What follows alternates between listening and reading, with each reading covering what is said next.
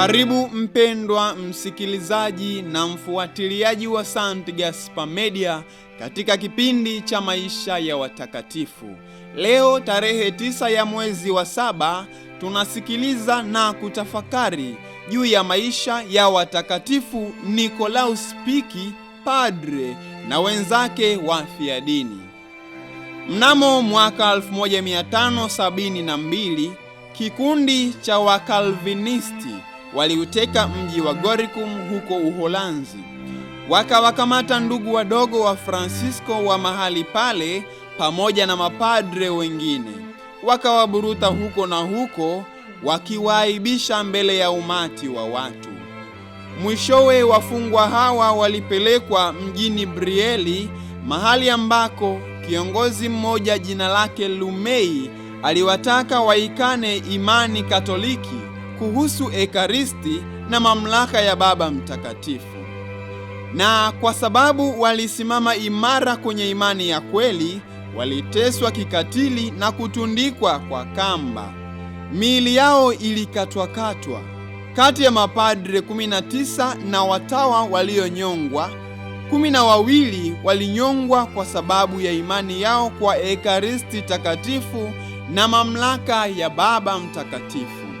Hawa ni Nikolaus Piki, Jerome Walden, Leonard Vechelli, Nikolaus Jansen, Godfrey van Dunen, John van Oster, John van Hornae, Adrian van Hilarenbeck, James Lacobs, Andrea Wontera, Anthony van Willehad na Nikasi van Heze. James Lacobs alinyongwa kwenye ngazi na wengine kwenye nguzo. Baada ya vifo vyao, miili yao ilitupwa katika mashimo mawili mahali ilipokaa hadi mnamo mwaka 1616 ilipohamishiwa katika kanisa la Kifransisko huko Brussels nchini Ubelgiji. Walitangazwa kuwa watakatifu mnamo tarehe 29 ya mwezi wa 6 mwaka 1867 na Papa Pio wa 9. Ndugu hawa walidumu mpaka kufa katika imani moja na roho moja. Wafungwa, ndugu wadogo na mapadre wengine walipelekwa nje ya mji, huko mahali panapofaa kwa kuwaua palipotafutwa. Mwishowe walifika kwenye monasteri ya Mtakatifu Elizabeti huko Rugen.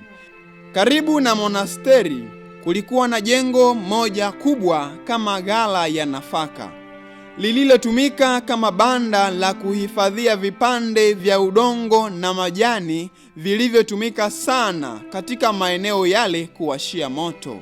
Katika banda hilo kulikuwa na boriti 2, moja ndefu na moja fupi, boriti ambazo kwazo askari waliona yafaa kuwatundika wafungwa. Walipelekwa mara moja pale na huko kukabili kifo kwa ajili ya imani Katoliki. Waliombeana kwa Mungu kwa ajili ya mapambano ya mwisho. Waliamini wakati huo kuwa mashuhuda baada ya kutiana moyo kwa mafundisho na maneno mazuri, huku wakiamsha ndani yao matumaini ya mbinguni na tuzo la milele. Walitiana moyo ili kustahimili kwa uthabiti mateso na kifo. Baadaye walivuliwa nguo zao. Mheshimiwa mhudumu wa nyumba akawa wa kwanza kuuawa. Aliwakumbatia na kuwabusu ndugu zake mmoja mmoja.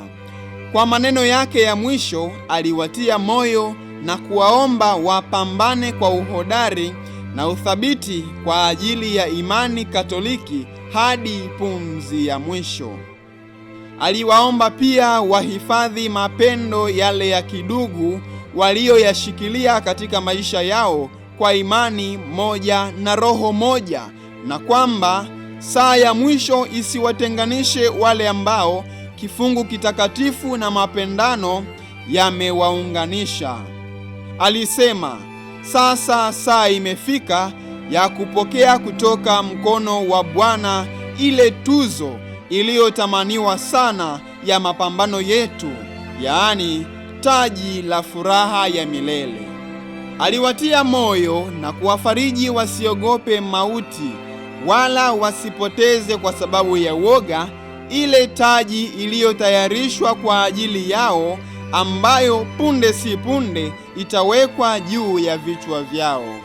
Mwishowe aliwaomba wafuate kwa furaha ile njia ambayo walimuona akielekea. Kwa maneno hayo na mengine kama hayo, alipanda kwa furaha ngazi bila kuacha kuwahimiza wenzake, mpaka pale kamba iliyomkaba ilipomkatishia sauti. Alipokuwa akining'inia kutoka ile boriti, Yeronimo aliyekuwa makamu wake, Nikasi van Heze na maparoko Leonadi na Nikolaus walitimiza vizuri wajibu wa kazi yao kwa kuwatia moyo na kuwaimarisha wenzao na kuwaandaa kwa kifo. Wote walitundikwa kwenye boriti ile kubwa, isipokuwa ndugu wanne. Kwenye boriti ile nyingine, kati ya mhudumu wa nyumba na ndugu mmoja jina lake Kornelo, alitundikwa Godfrey van Duyen. Mfungwa wa nne aliyekuwa mwanashirika wa Primo Stratensi jina lake Yakobo alitundikwa kwenye ngazi. Askari walifanya kazi zao ovyo ovyo, na hivyo msongo wa roho na kifo havikufuata mara. Mmoja kamba ilimbana kinywani kama hatamu, mwingine ilimshika chini ya kidevu, na mwingine kamba ilimbana kooni pasipo kukazwa.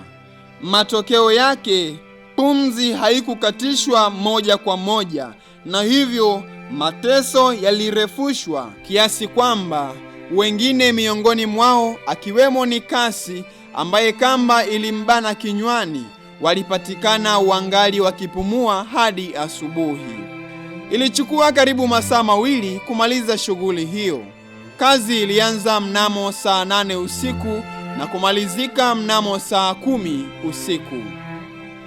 Itukuzwe damu ya Kristo! Milele amina.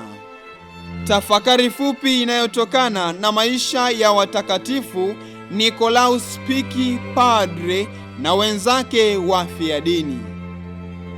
Tunaalikwa tupambane kwa moyo wote na adui wa imani, tukijua kuwa tumeitwa kupambana. Tukimbie mbio katika njia nyofu isiyofutika. Rejea ya Mtakatifu Klemensi. Watakatifu wengine wa siku tarehe 9 ya mwezi wa 7: Watakatifu Godefridi na Leonora, Watakatifu Patermutius Kopras na Alexander wafiadini wa Misri, Watakatifu Nikolaus Piki padre na wenzake wafiadini.